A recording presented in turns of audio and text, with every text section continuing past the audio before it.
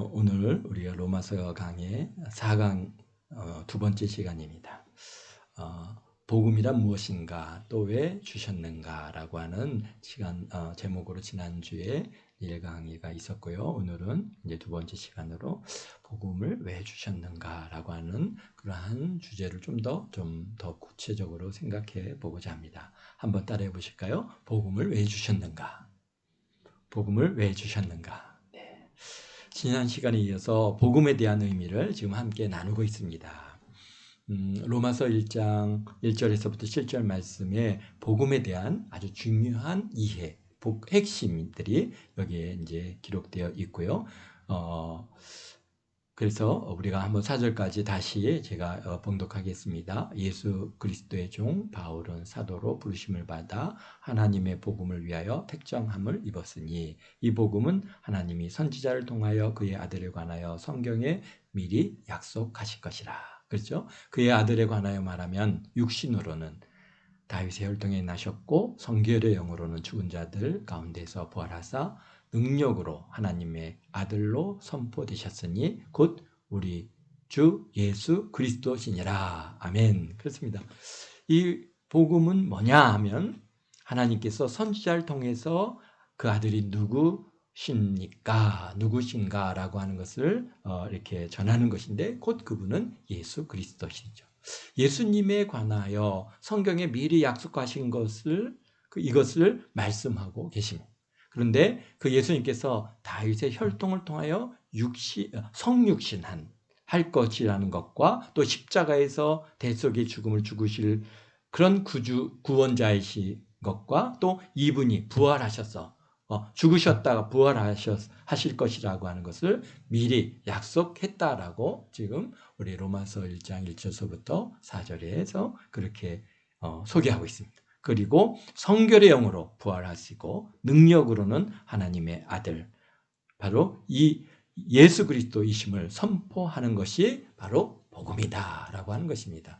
복음이 우리가 그런데 이 복음을 듣고 예수 그리스도를 구주로 믿으면 구원을 받는 것까지 사실은 그것까지도 복음에 속하는 것이고 이 좋은 소식을 갖다가 전하는 것까지도 넓은 의미에서는 다 복음이라고 하는 것에 같이 포함되어 있다는 것입니다. 그냥 단순히 어떤 주제만 그냥 이런 것이다 라고 하는 것만이 아니라 역동적으로 그것을 복음이 증거되어지고 전파되어지는 모든 일에서까지도 다 복음에 속하는 것이라는 것이죠. 그래서 이 복음을 전하라고 보내심을 받은 사람이 뭐라고 하는 거예요? 사도라라고 하시는 말씀을 우리가 계속해서 함께 나누고 있습니다.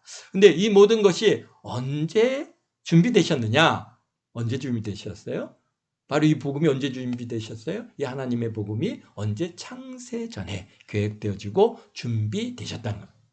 그래서 이것을 뭐라고 말씀하시죠? 우리 사도 바울은 미스터리라. 신비다 또는 비밀이다. 이렇게 그렇게 기록하고 있습니다. 바울이 본인도 나중에서야 그것을 깨닫게 되었다는 것을 지난 시간에 함께 나누었습니다. 오늘은 그런 창세기를 통해서 하나님께서 우리에게 보여주신 복음에 대한 계획을 알아보고자 합니다. 하나님께서는 인간이 타락하여 범죄할 것을 아셨기에 사실 구원의 길을 이미 예비하시고 계획하셨습니다. 아담이 타락한 후에 환경이 싹 바뀌었습니다. 영생이 사라지고 나이를 먹게 되고 그리고 하와는 잉태하는 고통을 경험하게 하시고 이 땅은 저주를 받게 되어서 이 땅에 가시덤불과 엉겅퀴가 나게 하고 거기에서 이제 노력을 해서 땀을 흘려야만 먹을 수 있게끔 그렇게 만들어 버리신 것입니다. 나중에 죽어서 흙으로 돌아가야 하는 그런 생로병사의 삶 속에 집어넣으신 것입니다. 정말 에덴 동산에서 아무 근심 걱정 없이 살던 우리 아담 하와가 이제는 정말 죽을 수밖에 없는 존재가 되어서 그것도 땀 흘려야 먹고 살고 또 자녀를 낳는 고통을 갖다가 얻게 되고 이런 엄청난 변화가 왔습니다. 하나님께서 이러는 가운데 여호와께서 사단에게 하신 말씀이 내가 여자의 후손으로 내려올 것이다. 그리고 내 후손과 나와 싸움이 있을 것이다. 이런 얘기를 갖다가 해주신 것입니다. 그런데 그 여자의 후손이 누구입니까? 바로 예수님이시죠. 그러나 예수님의 사건은 창세기 3장 15절, 우리가 잘 알죠? 이 창세기 3장 15절 사건에서부터 시작된 것이 아니고, 언제 시작됐다고요? 바로 창세 전에 사실은 주님께서 이 모든 것들을 다 예비하시고 준비하신 것입니다. 창세 전에 예수님께서 성육신의 사건이, 복음의 사건이 준비됐다는 것을 사실은 성경 여러 군데에서 우리가 찾아볼 수 있는데요. 우리 보면은 고린도전서 2장 7절. 내용이 많아갖고 지난 시간에 좀 찾다가 보니까 시간이 너무 이게 제가 반을 갖다가 해야 되는데 반을 다 끝내지 못했거든요. 그래서 여러분들이 한번 이제 찾아보시면 되겠습니다. 고린도전서 2장 7절. 의 말씀에 오직 은밀한 가운데 있는 하나님의 지혜를 말하는 것으로 곧 감추어준 것이었는데 하나님이 우리 영광을 위하여 만세전에 미리 정하신 것이다. 아멘. 그렇습니다. 여기에 이 사건이 언제? 창세전에, 만세전이라고 말씀하고 계십니다. 만세전에 미리 정하셨던 겁니다. 미리 예정해 놨다. 그런데 이것이 어땠다고요? 감추어져 있다는 것이죠. 그게 바로 미스터리, 신비라는 것입니다. 그러니까 사실 그것이 감춰져 있기 때문에 구약 성경에는 많이 여기저기에서 예수님의 이 땅에서의 오심과 십자가에서 죽으심과 그의 부활에 대한 모든 것들이 기록되어 있음에도 아무도 그것을 갖다가 알지 못했다는 것이죠. 그렇습니다. 감춰놨다가 때가 되어서 계시하셨다는 거예요. 이런 말씀입니다. 로마서 마지막 장 16장 25절에 또 26절에 바울이 또 이렇게 말씀하고 계십니다. 나의 복음과 예수 그리스도를 전파함은 영세전부터 감추어졌다가 이제는 나타나신 바 되었으며 영원하신 하나님의 명령을 따라 선지자들의 글로 말미암아 모든 민족이 믿어 순종하게 하려고 알게 하신 바 그 신비의 계시를 따라 된 것이니 이 복음으로 너희를 능히 경고하게 하시를. 아멘. 그렇습니다. 언제요? 영세전부터 감추어놨다가 명령에 따라서 나타냈고 계시해 주셨다라고 말씀해 주고 계십니다. 그리고 에베소서 1장 4절에는 역시 창세전에 예비하셨다. 에베소서 3장 1절에는 또 13절에 보면 감추어졌던 비밀의 경륜이 드러내게 하셨다라고 말씀하고 계십니다. 그리고 베드로전서 1장 20절에는 창세전부터 미리 알린 바 되신 이가 이 말세 너희를 위하여 나타내신 바 되었으니. 그렇습니다. 그러니까 또 그리고 마지막으로는 디모데후서 1장 9절에 보면은 영원 전부터 그리스도의 예수 안에서 우리에게 주신 은혜대로 하심이라라고 말씀하고 계십니다. 그렇습니다. 그러나 우리에게 풀리지 않는 질문들이 몇 가지가 있습니다. 첫째 질문은 뭐냐면은 루시퍼, 그 사단이죠. 사단에 대한 의문점입니다. 왜 루시퍼를 타락하도록 그렇게 그냥 허락하셨을까라고 하는 것이죠. 왜? 우리 하나님은 전지전능하신 하나님 아니십니까? 전능하신 하나님께서 루시퍼를 타락하려고 할 때 안 돼! 그리고 그걸 갖다가 못하게 하셨으면 그러면은 루시퍼가 어떻게 타락할 수 있겠습니까? 왜 안 막으셨을까라고 하는 것이죠. 그리고 또 한 가지 전지하신 하나님이신데 또 이 타락을 그럼 미리 아셨겠죠. 그것도 우리의 질문 중에 하나이죠.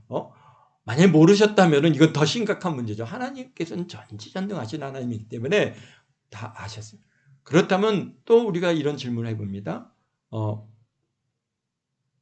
그걸 타락했어요. 그러면 좋아. 타락한 것까지는 좋은데, 그 타락한 그 루시퍼를 갖다가, 그냥 바로 그냥 지옥에 당장 집어넣지 왜 안 하셨을까? 이것도 우리의 질문 중에 하나죠.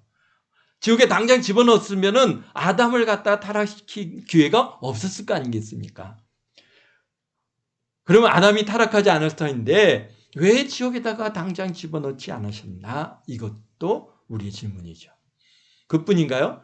또 예수님께서 말씀하시기를 이 타락한 루시퍼가 이제 사단인데 이놈에게 어떤 권세를 주셨어요? 공중 권세 잡은 자로 타이틀을 주셨어요. 그로 인해서 세상에 거짓된 종교들이 생겨났다라고 말씀하고 계십니다. 고린도후서 4장 4절에 보면은 말씀하십니다. 그 중에 이 세상의 신이 믿지 아니하는 자들의 마음을 미혹하여 그리스도의 영광을 복음의 광채가 비치지 못하게 하니 그리스도는 하나님의 형상이니라 그랬습니다. 그러니까 뭐예요?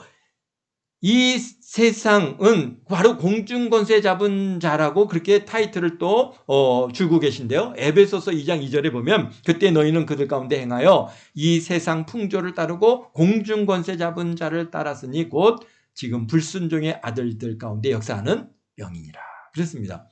이 말씀이 언제 주셨냐면은 주전 70년 전에 이사야에게 하신 말씀이 있는데 그 이사야서 14장 16절에 보면 이렇게 말씀하십니다. 너를 보내신 이가 주목하여 너를 자세히 살펴보며 말하기를 이 사람이 땅을 진동시키며 열국을 놀라게 하며 세계를 황무하게 하며 성읍을 파괴하며 그에게 사로잡힌 자들을 그의 집으로 놓아 보내지 아니하던 자가 아니냐 하리로다 그랬습니다. 뭐라 그러십니까? 이사야, 이 나쁜 놈들이 땅을 진동하는 파워를 가지고 까불 것이다. 그리고 열국을 흔드는 전 세계를 황무케 하는 그런 파워를 행사할 것이다 라고 그렇게 지금 이사야를 통해서 예언하고 계십니다. 이사야는 또 계속해서 얘기하는데요. 이사야서 54장 16절에 그가 숯불을 붙여서 자기가 쓸만한 연장을 제조하는 장인도 내가 창조하였고 파괴하며 진멸하는 자도 내가 창조하였는즉. 아멘. 그렇습니다. 여호와 하나님께서 이사야에게 해주신 말씀이 뭐냐면 이사야 내가 파괴자도 내가 창조했다 하시는 것입니다. 평화하는 자도 내가 만들었지만 파괴하는 자도 내가 창조했다라고 이사야서 54장 16절에 말씀합니다. 그러니까 우리 질문은 왜 이놈들을 갖다 이렇게 허락하셨는가? 왜 능력을 주셨는가? 왜 지옥에 던져 넣지 않으셨나? 그 다음에 계속해서 우리가 질문을 할 수 있는 것은 아담이 창조될 때 아담의 영의 양식이 뭡니까? 바로 생명나무 열매죠. 우리도 천국에 가면은 이제 그 생명나무 열매를 먹게 될 것입니다. 요한계시록 22장에 보면 생명나무 열매가 영원한 삶을 사는 영원한 음식임을 말씀해 주고 계신데요. 그런데 이 에덴 동산을 지어 놓으시고 그 생명나무를 거기에 만들어 아담을 먹게 하셨는데 근데 거기다 또 뭘 만드셨어요? 선악을 알게 하는 나무와 열매를 갖다가 거기다 또 만들어 놓으셨다는 거죠. 이것이 우리가 갖게 되는 큰 질문이다. 왜 선악을 알게 하는 나무의 열매를 갖다가 동산 중앙에 만들어 놓으셨느냐? 그거 없었으면은 그러면은 범죄하지도 않을 수 있지 않겠습니까? 어쨌든 우리가 이제 그런 질문들을 가져보는 것이죠. 그 다음에 사단 곧 뱀을 갖다가 왜 그 지옥에 가두시지 않았냐 말이죠. 에덴 동산에서 아니면 그 최소한 에덴 동산에서 멀리 떨어진 곳에 두셔가지고 아담과 하와를 유혹하지 못하게 하실 수 있었는데 왜 그런 것들을 허락하셨을까라고 하는 것이 우리들의 질문 중에 하나입니다. 그래서 전지전능하신 하나님께서 이렇게 될 것을 미리 아셨죠. 물론 아셨죠. 또 우리가 여러 가지 이제 이런 질문들을 해보는데요. 뭐냐면은 또 하와가 유혹에 빠져갖고 선악과를 먹을 때 하나님께서 야 먹지 마 그렇게 또 왜 안 하셨을까 이런 것이죠. 얼마든지 먹지 말게 하시려면 먹지 않게 하실 수 있지 않습니까? 전능하시기 때문에 막을 수 있는데 똑같이 또 하와가 아담을 깰 때 왜 또 막지 않으셨을까? 그렇게 왜 그냥 두셨느냐? 이런 질문들을 우리가 해볼 수 있습니다. 그리고 이런 사건이 딱 벌어진 후에 소위 이제 원시복음이라고 하는 창세기 3장 15절을 원시복음이라고 하지 않습니까? 그 원시복음 여자의 후손과 사단의 후손이 싸움할 사건 또 예수님께서 성육신에서 오실 것을 사단에게 이야기하시는데요. 이 일 후에 하와에게 하신 말씀이 뭡니까? 창세기 3장 16절에 또 여자에게 이르시되 내가 내가 내게 임신하는 고통을 크게 더하리니 내가 수고하고 자식을 낳을 것이요 너는 남편을 원하고 남편은 너를 다스릴 것이니라 하시고 그랬습니다. 그러니까 하와야 너는 이제 잉태하는 고통을 갖다가 경험할 것이다. 내가 아기를 낳을 때 굉장히 고통을 당하고 낳을 것이다. 그리고 너는 남편을 사모해야 되고 남편은 너를 다스릴 것이다. 이렇게 하와에게 말씀하시고 17절에 보면은 또 아담에게 이르시되 내가 내게 아내의 말을 듣고 내가 내게 먹지 말라 한 나무의 열매를 먹었은즉 땅은 너로 말미암아 저주를 받고 너는 내 평생 수고하여 그 소산을 먹으리라. 우리가 너무 잘 아는 우리 이제 하나님의 말씀. 아담이 이제 내가 사는 땅이 내가 이제 저주한다. 너는 종신토록 땀을 흘리고 수고해야지만 먹을 것을 먹게 될 것이다. 내가 사는 동안 가시덤불과 엉겅퀴가 가득 찰 거다. 그리고 너는 채식을 할 것이고 또 그리고 너는 필경 흙으로 돌아갈 것이다. 라고 말씀하니까 뭡니까? 영생을 빼앗긴 것이죠. 그리고 나서 이제부터 지금까지 또 무화과 나무 잎으로 치마를 만들어서 입었는데 창세기 3장 7절에 보니까 동물을 잡아갖고 가죽의 옷 치마를 입혀야만 된다. 그러시는 겁니다. 그래서 창세기 3장 21절에 보면 요하나님이 아담과 그의 아내를 위하여 가죽옷을 지어 입히시니라. 아멘. 왜 가죽옷으로 바꾸어 주셨나? 이런 것도 우리가 질문 중에 하나이죠. 이 가죽옷을 입은 후에 변화 사건을 우리가 볼 수 있는데요. 이것은 창세기 3장 21절로부터 타락한 후에 가죽옷을 입으니까 어떤 일이 일어났습니까? 하나님께서 딱 보시니까 아담과 하와가 선악을 알게 되어버렸어요. 그래서 에덴 동산에 그들을 내보내시고 근원인 땅을 갈게 하시고 그리고 하나님의 영원한 세계 속에 얼마 7,000년이라고 하는 시간 속에 던져 놓으셨다는 것이죠. 영원이 아니라 긴 시간을 갖다 생각할 때 7,000년은 이건 하나님의 입장에서는 순간에 지나지 않습니까? 2,000년, 2,000년, 2,000년 그리고 1,000년 이렇게 되어지죠. 우리가 예수님까지 아브라함에서 예수님까지 그 다음에 예수님께서 이제 다시 오실 그러한 시간까지 그래서 재림 때까지 이게 6,000년 그리고 1,000년 왕국 7,000년 우리가 이제 그렇게 성경은 그렇게 우리에게 지금 말씀해 주고 계십니다. 그래서 근데 이 7,000이라고 하는 시간 속에 살고 있는 것인데요. 그런데 이런 창조 목적대로 사는 사람을 하나님께서 사실은 어떻다는 게 기뻐하신다는 거예요. 왜냐하면은 이것을 갖다가 교육시키기 위해서 예수님께서 이 시간 속으로 내려오셔서 엄청난 사건을 계획하신 것입니다. 그렇게 하신 목적이 무엇입니까? 바로 우리 하나님의 자녀들이 창조의 목적을 깨달아 가지고 왜 하나님께서 우리를 창조하셨고 그 하나님께서는 우리 이제 뭡니까? 이 예수 그리스도를 복음을 갖다 미리 예비하셨죠. 그래서 예수님께서 이 땅에 오셔서 십자가에 못 박혀 죽으심으로써 우리를 대속하시고 우리 부활 승천하셔서 이제 다시 오실 주님을 우리가 기다리고 있는데요. 이런 창조의 목적을 깨달아 가지고 그대로 사는 사람 그렇게 살려고 애쓰는 사람을 하나님께서 가장 사랑하신다는 거예요. 그분은 하나님께서 그런 분은 하나님께서 어떻게 하시느냐? 바로 영원 세계에 가장 높임을 주는 그러한 일들을 하시는 것입니다. 놀라운 상급으로 갚아주십니다. 우리가 지금 그리스도인의 삶을 우리가 살아가고 있습니다. 하나님의 뜻에 부합된 그런 삶을 살려고 노력합니다. 물론 우리 힘으로 우리 능력으로 우리의 노력으로는 안 되는 것입니다. 아니 사실 이 노력조차도 나의 힘으로 되는 것이 아니라 전적으로 하나님의 은혜인 줄 믿습니다. 하나님께서 은혜 주셔서 가능한 것입니다. 이렇게 살아가는 것이 또한 하나님의 은혜에 감사하며 살아갈 뿐인 것입니다. 이 은혜를 받은 사람에게 창조의 목적대로 살아가려고 노력하는 사람에게 하나님께서 평강이 따라온다는 것을 오늘 7절에서 그래서 은혜와 평강이 있을지어다. 아멘. 그럼 이게 창조의 목적이 뭐냐 이거죠. 바로 이사야서 33장 우리 7절에서 21절에 쓰여져 있는데 우리가 한번 찾아보도록 하죠. 이사야서 43장 7절에서 7절과 21절입니다. 여러분들이 다 잘 아는 말씀입니다. 우리 함께 읽어볼까요? 이사야서 43장 7절입니다. 함께 읽겠습니다. 내 이름으로 불려지는 모든 자 곧 내가 내 영광을 위하여 창조한 자를 오게 하라. 그를 내가 지었고 그를 내가 만들었느니라. 그렇습니다. 하나님께서 내 영광을 위해서 창조한 자다라고 말씀하고 계시죠. 또 21절입니다. 이 백성은 내가 나를 위하여 지었나니 뭐 하기 위해서요? 나를 찬송하게 하려 함이라. 아멘.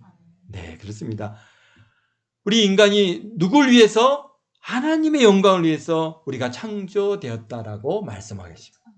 우리 피조물들은 하나님의 영광을 추구하다 보면 하나님께서 우리에게 엄청난 행복을 약속해 주시는 것입니다.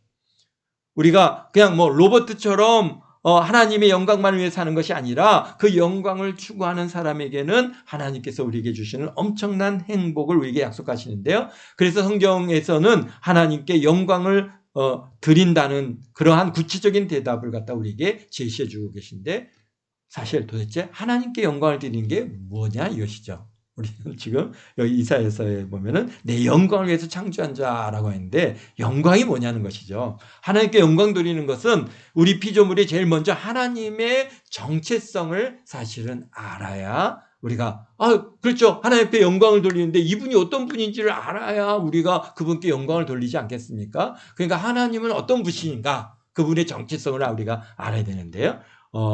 그래서 이제 그것을 통해서 계속 우리가 하나님 앞에 묵상을 하고 경배를 하고 하는 것입니다. 하나님, 그리고 하나님께 드리는 뭐랄까, 이 정체성을 갖다 우리가 세 단계로 우리가 생각할 수 있는데, 첫째로는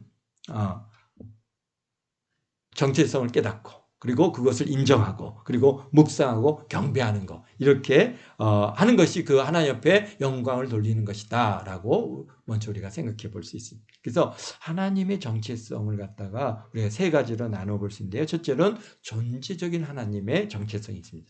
존재적인 측면에서 하나님은 첫 번째 삼위일체 하나님이시죠. 가장 먼저. 두 번째 뭡니까? 자존하시는 하나님이십니다. 누가 그분을 만들어내신 분이 아닙니다. 자존하신 하나님이십니다. 또 셋째로는 영원하신 하나님이십니다. 그 다음에 그래서 그분은 한시적인 분이 아니라 영원전서부터 영원전까지 아주 영원하신 분이십니다. 그리고 불변하신 하나님, 그분의 이것이 네 가지 그분의 존재적인 우리가 이제 그 정체성인데, 그래서 삼위일체 하나님, 자존하시는 하나님, 영원하신 하나님, 불변하시는 하나님, 우리가 그렇게 자꾸 그분을 갖다가 묵상하고 우리가 또 고백하고 그렇게 해야 되는 것입니다. 또 둘째로는 사역적인 속성이 있는데요. 하나님의 정체성의 사역적인 속성이 뭐냐? 바로 첫째로는 하나님께서는 창조의 주제이시다. 그래서 우리가 많이 나오죠. 창조의 주제이신 하나님 아버지, 뭐 이렇게 해서 창조의 주제, 직접 창조하시는 그런 하나님이시죠. 그 다음에 전능하신 하나님, 또 전지하신 하나님, 또 무소부재하신 하나님, 바로 이게 하나님께서 하나님의 그런 사역적인 속성입니다. 그분께서 어떻게 일을 하시는지, 그래서 이것을 갖다 우리가 또 묵상해야 돼요. 또 그러니까 하나님께 영광을 돌리면 하나님을 알아야 되잖아요. 그래서 어떻게 뭐예요? 그분에 대한 그 존재적인 그런 속성, 이게 정체성, 그 다음에 사역적인 그런 정체성, 그 다음에 세 번째는 그분의 성품의 속성이 어떤가 우리가 알아야 되는데요. 하나님 어떤 분이십니까? 사랑의 하나님이시죠. 그 다음에 은혜의 하나님이시고, 자비로우신 하나님이시고, 공의로우신 하나님이십니다. 우리 시편을 보면은 계속해서 하나님, 사랑의 하나님에 대해서, 또 은혜 하나님에 대해서, 자비로우신 하나님에 대해서, 공의로우신 하나님의 그 이름을 계속해서 시편을 통해서 올려드리고 있지 않습니까? 바로 그게 그분 앞에 영광을 올려드리는 거예요. 그분의 그런 성품이 어떤 분이신가를 갖다 우리가 알고 그분을 갖다 자꾸 인정하고 높여드릴 때 우리 하나님께서 영광을 받으신. 그리고 또 우리가 알아야 될 것은 우리는 그러면 어떤 존재인가라는 것이죠. 나의 정체성을 알고 또 우리가 하나님 앞에 고백해야 되죠.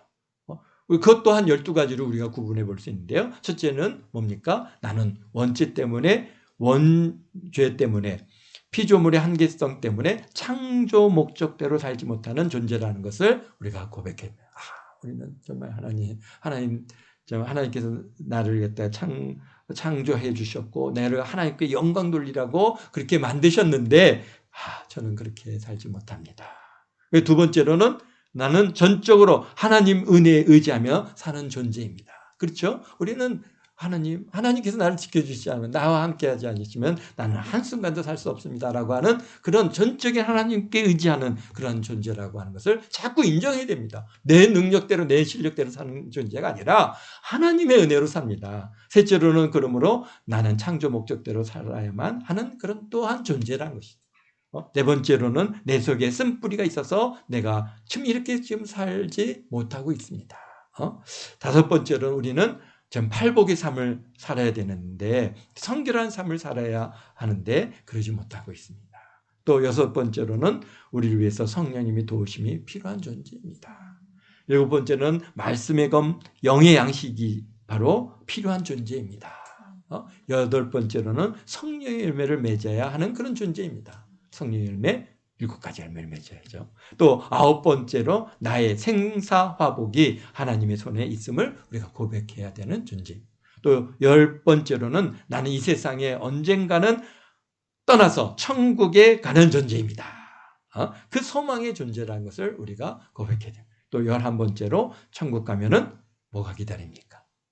상급이 기다리고 있다라고 하는 것을 갖다가 고백해야 됩니다. 그러니까 거기 천국은요, 우리는 이 땅에서는 뭐 평등하다 막 그게 평등을 갖다가 얘기하고 사람은 다 평등, 뭐 너나 나나 다 평등하다고 얘기를 하지만 사실 천국에 가면은 계층 사회입니다. 거기는 왕국이죠. 그렇죠? 거기에는요 또 뭔가 큰 영화로운 면류관을 쓴 그러한 사람들이 있는가 하면은 정말 개털같이 불 가운데서 구원받아서 겨우 들어온 사람들도 있다라고 하는 것을 우리가 알아야 됩니다. 또 12번째로는 나의 사명이 내 민족과 타 민족에게 창조의 목적대로 살아가라고 전파해야 되는 그런 존재라고 하는 것입니다. 나의 정체성이 있은 다음에 세 번째로 간단하게 우리는 어떤 존재냐 하면 우리는 지상 계명, 지상 사명에 순종하도록 하나님께서 명령하셨다는 거예요. 하나님의 정체성, 나의 정체성 다음에 지상 명령과 사명에 순종해야 하는 분을 보고 하나님께서는 너희들이 나를 영화롭게 하였구나 라고 이렇게 하나님의 시각에서 본다는 것입니다. 지상 계명 중에 가장 중요한 게 뭡니까? 첫째 계명, 둘째 계명을 예수님께서 말씀하셨죠. 첫째 계명은 뭐예요? 주 너의 하나님만을 사랑하라. 그러니까 창조주 하나님만을 섬기는 거, 이것이 바로 우리에게 있어서 가장 중요한 계명이에요. 그래서 그 다음에 수평 계명은 뭐 서로 사랑하라라고 우리가 내 몸같이 나를 사랑하라라고 하시는 그 명령이지만 그 사랑의 표현은 바로 복음을 전하는 것이죠. 내 민족과 타민족에게 복음을 전하는 거. 그래서 하나님께 영광 올려드려야 되는 것을 갖다가 이것을 전하라는 것이죠. 만나는 사람마다. 그래서 여러분들이 만나면 하나님 믿으십시오. 하나님 앞에 영광 돌리십시오. 하나님 예수님 믿고 구원 받으십시오. 우리가 자꾸 이렇게 그래야 그것이 복음을 전하는 게 복음이거든요. 이게 바로 우리에게 주신 지상 명령입니다. 결론적으로 우리가 질문이 뭐냐면은 왜 하나님께서 우리에게 복음을 주셨느냐는 것이죠. 이렇게 물어보면 이제 대답할 수 있습니다.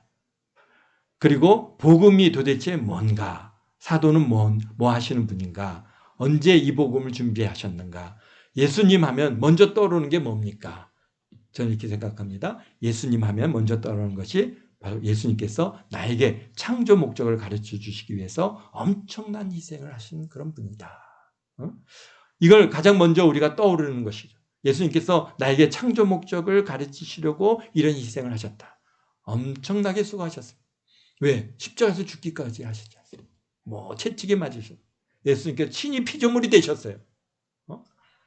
이거는 우리가 상상할 수 없는 일이죠. 그리고 피조물에서 온갖 수욕을 당하시면서 그 창조의 목적을 우리에게 눈높이 교육시켜 주시기 위해서 직접 그 수욕을 다 담당하셨죠. 그냥 위에서 하늘에서 그냥 우리 대고 막 이야기하신 것이 아니라 본인 친히 우리 피조물처럼 내려오셔서 눈높이 교육으로 우리에게 이 창조의 목적을 교육시키기 위해서 온갖 고난을 다 당하셨어요.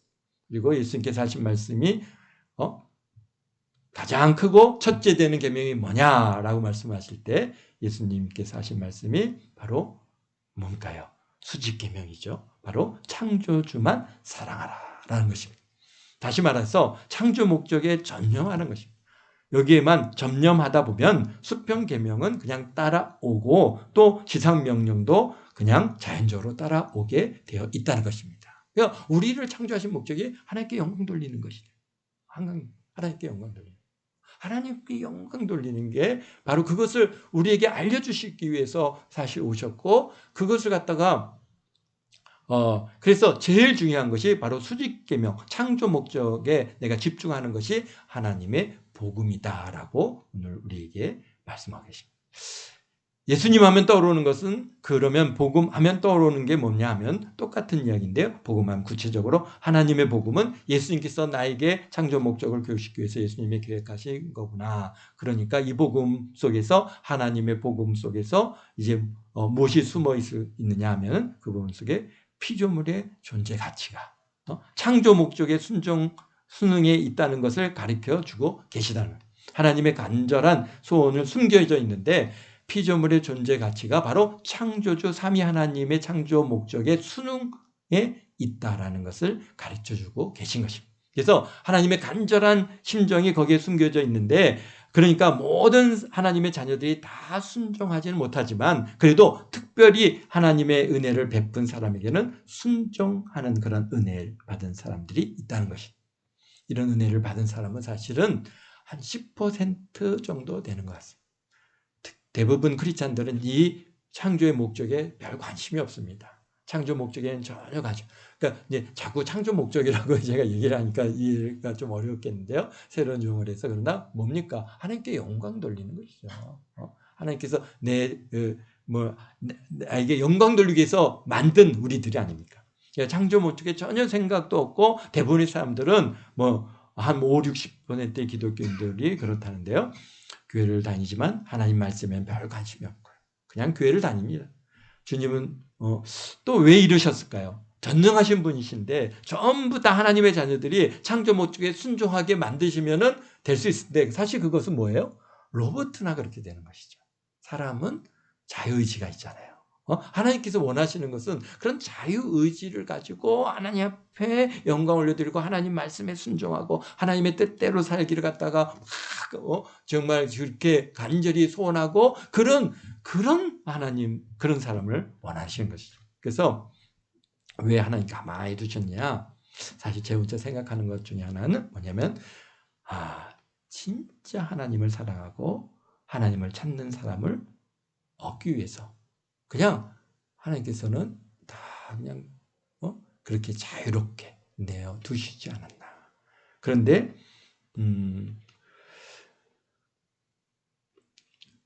그러니까요. 우리 하나님께서 우리가 생각할 때 왜 이단도 두시고 다 이런 것들을 갖다 다 허락해 두셨을까? 하나님께서 얼마든지 사단도 마귀도 선악을 알게 하는 나무도 다 없애고 다 그런 거 없이도 없게 할 수도 있으신 분이시지만은 그러나 그들이 정말 하나님을 사랑하느냐? 그것은 아니라는 것이죠. 정말 하나님께서 원하시는 것은 정말 마음에서 하나님께 영광 돌리고 하나님께서 우리를 왜 만드셨어요? 하나님께 영광 돌리기 위해서 만드셨다는 거잖아요. 영광 돌리고 우리 하나님 앞에 찬양을 올려드리는 그런 하나님의 자녀를 얻고자 그를 위해서 사실 어떻다는 거예요? 예수님께서 피조물이 되셔서 이 땅에 오셔서 우리 십자가에서 죽으시고 내가 이렇게 죽음으로써 너희를 구원하는데 그 구원하는 그 주 목적이 뭐냐? 하나님을 찬양하는 것이다. 너희들 그걸 알라. 그래서 우리가 진정으로 하나님 앞에 마음을 다하고 뜻을 다하고 성품을 다해서 주 하나님을 찬양하는 그런 하나님을 갖다가 그런 자녀들을 하나님께서 찾으시는 거예요. 억지로 우리가 시키면은 얼마든지 우리가 하나님 전능하신 하나님이시니까 너 찬양해 하면은 뭐 경배하고 예배하지 않을 자가 어디 겠습니까? 그런데 정말 그것이 그의 마음에 진심에서 올라오는 그런 예배인지, 그냥 형식적인 두려워서 하는 예배인지, 우리가 우리 지금 민수기를 계속 보면서 정말 마음에서 하나님을 갖다가 예배하고 하나님의 뜻대로 살려고 하는 그런 인물들이 있는가 하면은 그냥 그 하나님께서 막 전능하신 하나님께서 막 하늘에서 음성을 주시고 천둥 번개를 쓰니까 두려워서 막 하는 사람들이 대부분이라는 것을 우리가 알 수 있지 않습니까? 그래서 사실 우리 하나님께서 이렇게 우리를 창조 목적을 주셨잖아요. 하나님을 정말 경배하고 하나님을 영화롭게 하는 그런 우리를 찾으신 줄 믿습니다.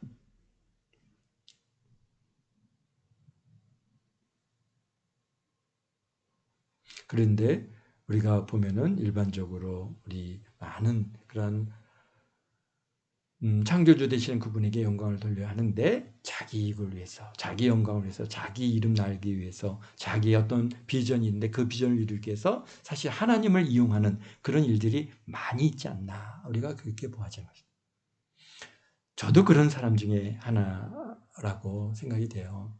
우리 사모님이 저에게 늘 하시는 말씀이 자신의 영광을 위해서 당신 지방에 장한 거 아니오? 이렇게 물을 때마다 정말 두렵고 떨립니다. 내가 그렇지, 맞아. 정말 차라리 그래서 하지 말 걸 그랬나? 그런 생각을 갖다가 가질 때가 많이 있습니다. 내가 회장 자리에 쓰고, 내가 또 인정받는 높은 자리에 쓰려고 하는 게 내 욕심, 정말 하나님의 영광을 위해서 내가 그것을 하려고 했는가? 보면은 그것은 아니었던 것 같아요.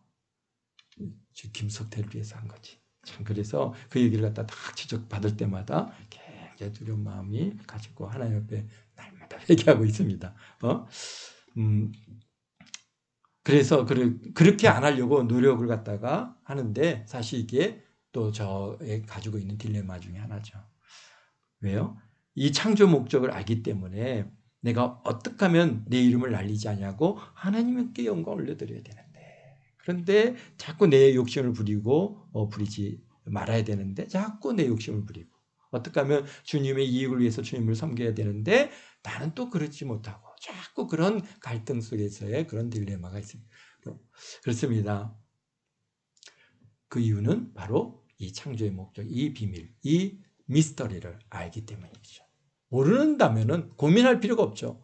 그런 신앙생활 하면서도 뭐 정말 자유로운 영혼들이 얼마나 많이 있습니까? 뭐 내가 최고다 막 그러면서 막 그냥 내가 어쩌고저쩌고 이렇게 하는 사람들이 생각보다 많이 있어요. 사실은 뭐 그분들이 사실 이 신비를 갖다가 들었겠죠. 보았고 알긴 하겠지만은 마음속에서 완전히 도전받. 내가 너희를 만든 이유가 하나님께 영광 돌리기 위해서 내가 너희들을 만들었단다. 내가 너희를 창조했단다. 라고 하시는 그 하나님의 음성을 우리가 날마다 들어야 되는데 자꾸 그것을 잊어버리고 우리가 살아가고 있다는 것이죠. 근데 사도 바울도 그랬습니다. 이것을 깨닫고 보니까 하나님 나라에서 이것은 미스터리는 겁니다. 왜? 내 이성으로는 이게 이해가 되지 않는 겁니다.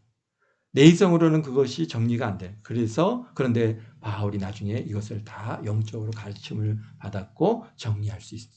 하나님께서는 우리에게 이것을 가르치기 위해서 하나님의 복음 안에서 하나님의 이 신비한 하나님의 마음을 우리에게 가르쳐 주시기 위해서 하나님께서는 7,000년이라는 기간 동안 우리에게 던져주신 것입니다. 그런데 알고 보면 사실 7,000년이 아닙니다. 언제요? 창세 전에 하나님께서 우리에게 이것을 가르쳐 주시기 위해서 준비하신 것입니다. 그러니까 하나님의 교육의 기간이, 우리가 향한 교육의 기간이 얼마나 기냐면 광대하다는 것입니다. 우리를 향한 훈련의 기간이 광대하십니다.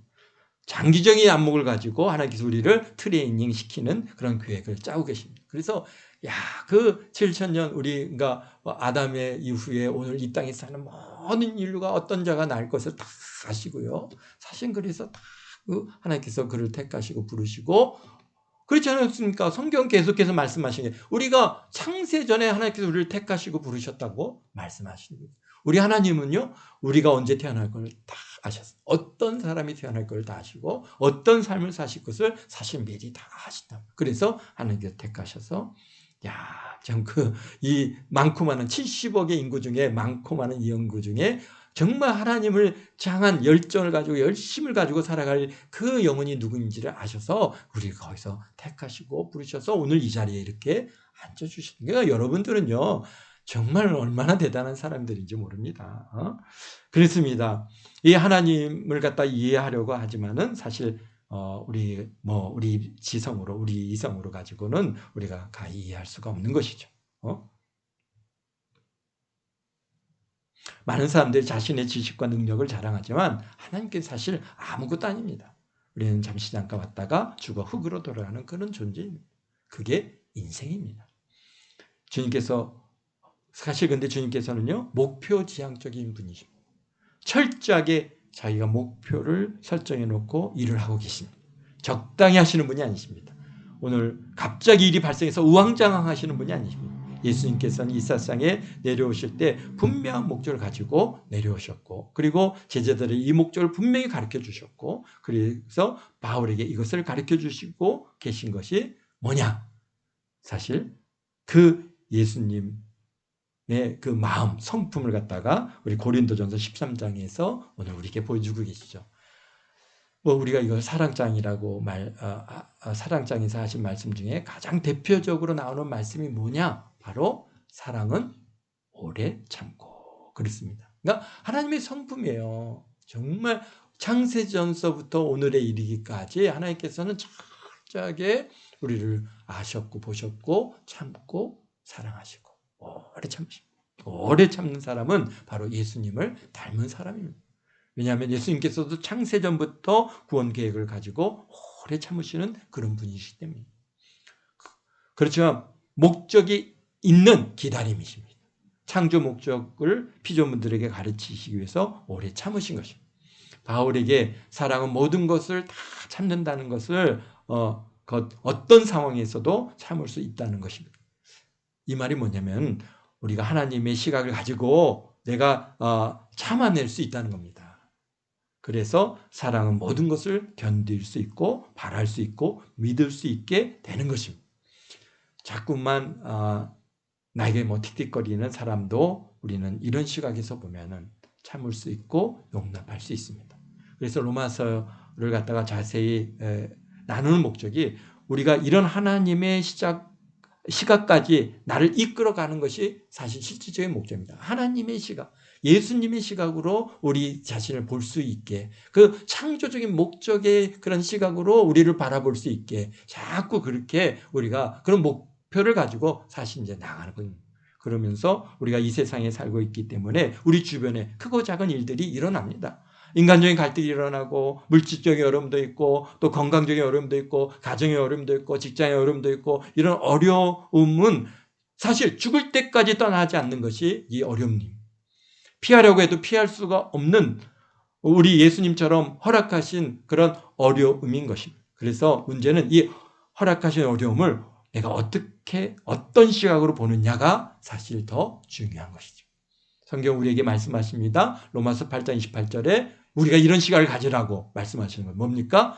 너무 우리가 대단한 말인데 우리가 알거니와 하나님을 사랑하는 자 곧 그 뜻대로 부르심을 입은 자에게는 모든 것이 합력하여 서로를 이루느니라. 아멘. 이런 시각을 가져라. 하나님께서 우리 천지 만물을 다 창조하셨잖아요. 그분께서는 또 이 천지, 이 땅에 이루어질 일들을 다 알고 계시잖아요. 그래서 하나님께서 우리의 모든 것들을 우리가 만나게 되고 우리가 경험하게 되고 우리가 우리 앞에 놓이는 모든 일들이 사실 실질적으로 하나님께서는 다 아시죠. 예수님께서는 아셔요. 그래서 예수님께서 이미 그것을 허락하셨어요. 허락하신 것이 우리에게 허락지 아니하시는데 우리에게 어떻게 뭔 일이 일어난다? 이런 건 있을 수가 없는 것입니다. 그래서 그런데 하나님은 어떻다는 게 우리를 갖다가요? 사랑하시잖아요. 사랑하시기 때문에 우리에게 주시는 거다. 야, 이렇게 생각하게 되면요. 이게 완전히 달라지는 겁니다. 우리 시각이 바뀌어지죠. 그래서 이거 하나님께서는 하나님을 사랑하는 자 곧 그때대로 부르심을 입은 자에게는 어떻게 모든 것이 합력하여 선을 이루느니라. 하나님께서요 지금 하나님의 뜻대로 부르심을 사는 모든 것이 합력하여 이룬다 말씀하시는데 하나님을 사랑하는 자 어떻다는 거야? 하나님을 사랑하는 자는 바로 수직계명을 지키는 자죠. 하나님 앞에 영광 올려드리고 오직 하나님만 사랑하는. 그래서 우상을 섬기지 않는 사람, 하나님을 사랑하는 자는 그 뜻대로 부르심을 받은 사람은, 하나님께서 택하신 사람은 모든 것에 앞에 어려울 때도, 인간적인 갈등이 있을 때도, 건강의 문제가 있을 때도, 자녀 문제가 있을 때도 그저 알고 보면 다 하나님께서 좋게 만들어 주시려고 우리에게 이익을 주시기 위해서 하신 것이다 라고 하는 것이죠. 사실 그렇죠. 저도 이렇게 지금 이 시간을 돌이켜보면은 저에게 그런 고난의 시간들이 많이 있었습니다. 질병으로 고통했던 시간들이 있었고 정말 어려움의 고비들이 있었어요. 그런데 지금 그 시간들을 이렇게 돌이켜보면은 그런 어려움이 있었기에 주님을 찾았죠. 예수님을 만났어요. 하나님 앞에 하나님을 더 깊이 하나님을 갖다가 만날 수 있는 기회를, 사실은 그래서 그로 인해서 인생이 딱 꺾어진 것 같은데, 그런데 오히려 하나님께서는 그 꺾어진 인생을 통해서 더 하나님의 영광을 알게. 그전에는 하나님을 잘 몰랐어요. 그냥 하나님을 사랑하는 마음은 있었지 몰라도 정말 하나님을 몰랐어요. 그런데 이제는 고난의 과정들, 질병의 과정을 겪으면서 하나님을 만나고 알고. 그래서 정말 그래서 내게 복을 주시기 위해서 그런 시간들을 허락하셨다고 하는 것에 대해서 전적으로 깨닫고 좀 그런 시각으로 변화시켜 가시는 그런 은혜가 있습니다. 그래서 바울이 편지는 항상 이것을 강조하는 이유가 본인도 이것을 갖다 경험했기 때문에 말씀 중에 나오는 것입니다. 예수님께서 바울을 통해서 하신 말씀이 바로 하나님의 은혜와 예수님 안에서 평강이 있기를 간구하노라. 계속 평강이 있기를. 한마디 더 하면은 이런 은혜 입은 사람은, 이런 시각을 가진 사람은 어떤 문제를 만나도 보는 시각이 바꿔졌지 않습니까? 그렇기 때문에 사단은 우리 기독교인들에게 이런 시각을 갖지 못하게끔 자꾸 유혹을 합니다. 그래서 이 복음에 대한 시각을 약화시킵니다. 왜? 많은 그리스도인들이 복음에 대한 시각이 약해졌어요.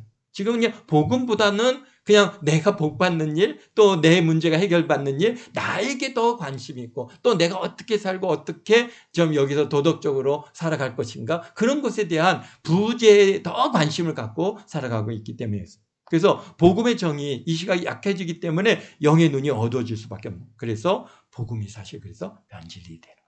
다른 복음 이야기가 들어오는. 최근에 우리 사모님이 전도지를 받고 너무 마음 아파하는 것을 보았습니다. 전도지라고 주어서 받았는데 복음이 없어요. 자신의 학위나 자신의 지식이나 자신의 경험을 갖다가 거기에 다 이렇게 기록하고 있어요. 그래서 자신이 무슨 대단한 능력이 있는 것처럼 자랑을 합니다. 사람의 시각이 복음에서 멀어졌기 때문에.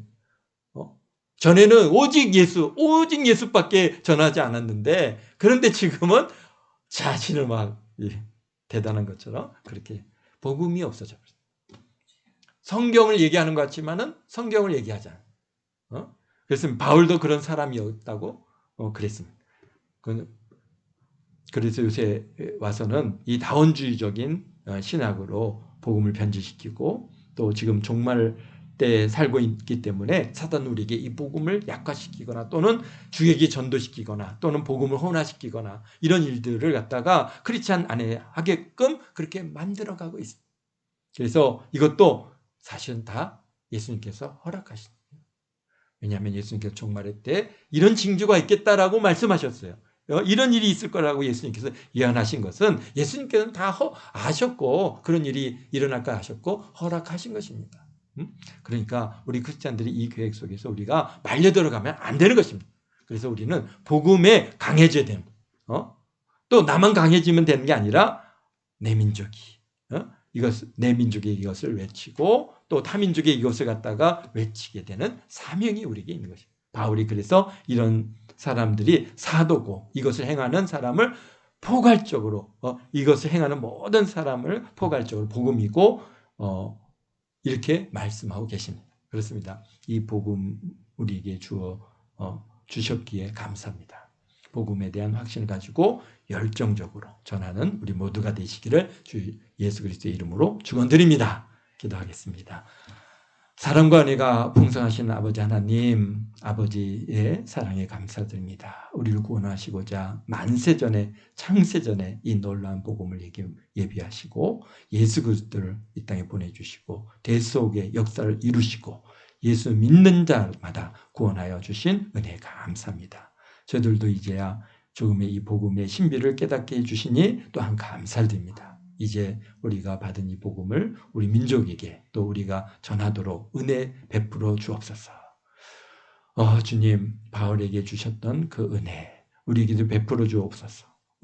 그래서 우리의 삶 속에서 은혜와 평강이 항상 넘쳐난 우리가 되므로 우리 사랑하는 우리 자녀들이 부모님들의 이 모습을 눈여겨보면서 저들도 언젠가는 그 은혜를 받는 그 대열에 합류시켜 주님 주심으로 해서 저희들을 통하여 저희 가정들을 통해서 또 삼일체 하나님께서 영광 홀로 받아 주옵시기를 원합니다. 감사와 영광을 주 앞에 올려드려오며 예수님의 이름으로 기도드리옵나이다. 아멘.